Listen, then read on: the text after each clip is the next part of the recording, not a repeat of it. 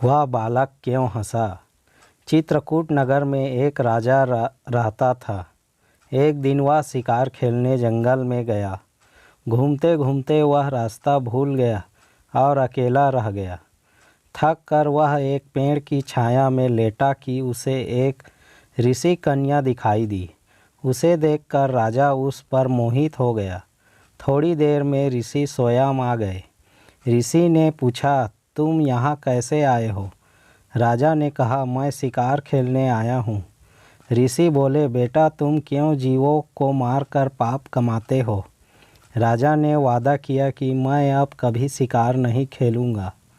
खुश होकर ऋषि ने कहा, तुम्हें जो मांगना हो मांग लो। राजा ने ऋषि कन्या मांगी और ऋषि ने खुश होकर दोनों का विवाह कर दिया। राजा जब उसे लेकर चला तो रास्ते में एक भयंकर राक्षस मिला। बोला, मैं तुम्हारी रानी को खाऊंगा। अगर चाहते हो कि वह बच जाए तो 7 दिन के भीतर एक ऐसे ब्राह्मण पुत्र का बलिदान करो जो अपनी इच्छा से अपने को दे और उसके माता पिता उसे मारते समय उसके हाथ पैर पकड़े। डर के मारे राजा ने उसकी बात मान ली। वह अपने नगर को लौटा और अपने दीवान को सब हाल का सुनाया। दीवान ने कहा, आप परेशान न हो, मैं उपाय करता हूँ। उसके बाद दीवान ने 7 बरस के बालक की सोने की मूर्ति बनवाई और उसे कीमती गहने पहनाकर नगर नगर और गांव गांव घुमवाया।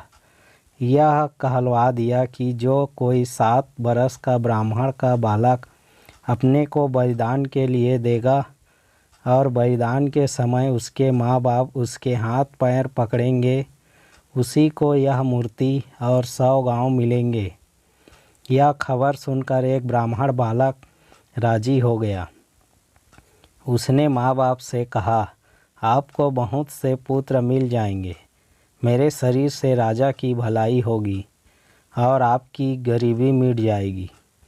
माँ बाप ने मना किया पर बालक ने हट करके उन्हें राजी कर लिया। माँ बाप बालक को लेकर राजा के पास गए। राजा उन्हें लेकर राक्षस के पास गया। राक्षस के सामने माँ बाप ने बालक के हाथ पैर पकड़े और राजा उसे तलवार से मारने को हुआ। उसी समय बालक बड़े जोर से हंस पड़ा। इतना कहकर बेताल बोला, हे राजन, यह बताओ कि वह बालक क्यों हंसा। राजा ने फौरन उत्तर दिया, इसलिए कि डर के समय हर आदमी राक्षस के लिए अपने माँ बाप को पुकारता है।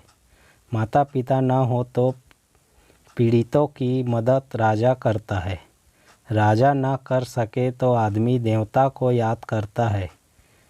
पर यहाँ तो कोई भी बालक के साथ न था। माँ बाप हाथ पकड़े हुए थे।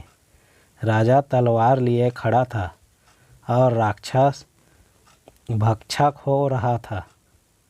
ब्राह्मण का लड़का परोपकार के लिए अपना शरीर दे रहा था। इसी हर्ष से और अचरज से वह हंसा।